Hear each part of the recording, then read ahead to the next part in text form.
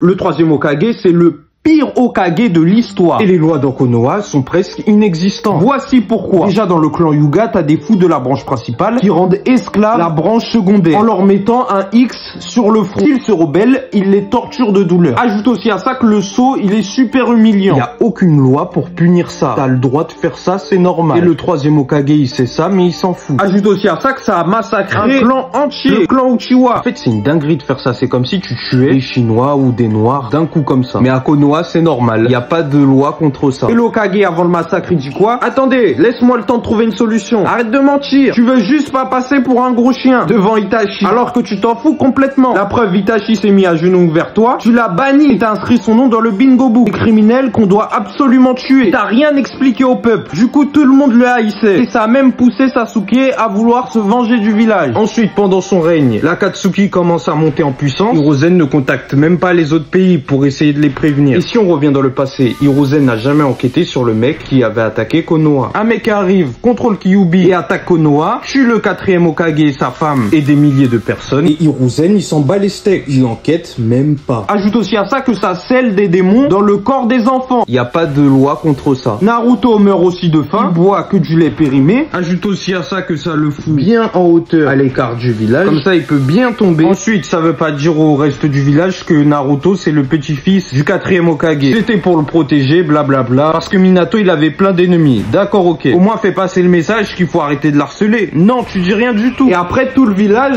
s'en prend à Naruto. Et le Hokage, il a dit, je m'en fous. Ensuite, Orochimaru, il fait des va-et-vient à Konoha. Mais le Hokage, il a du caca dans les yeux. Il fait comme s'il a rien vu. Et le pire, c'est qu'il l'a surpris en train de guetter des techniques interdites. Même pas, il tente de le rattraper. Il s'en bat complètement les steaks. Évidemment, Orochimaru, il revient. Il attaque le village, causant plusieurs milliers de morts. Ajoute aussi à ça que pendant le règne du troisième Hokage, ça a fait plein de massacres dans les autres villages. Les parents à Nagato, c'est des ninjas qui étaient sous les ordres de Hiruzen à ce moment-là. Ensuite, ça salit la mémoire d'Itachi, du père de Kakashi, de Hisashi Hyuga. Ça dit même pas la vérité au peuple sur ces mecs-là. Mais l'Hokage, c'est toujours pas son problème. Il s'en fout. Ajoute aussi à ça que t'as plein de mecs qui sont morts sans recevoir d'honneur. Ajoute aussi à ça que ça laisse Danzo récupérer tous les Sharingan qu'il veut et faire toutes les magouilles possibles. Et les gens vont croire que c'est un bon, tout simplement parce qu'il fait des discours sur la volonté du feu devant des enfants avec sa longue robe et son gros chapeau. Dis-toi, j'ai même pas tout dit. J'ai peut-être oublié des trucs. C'était le pire des Hokage.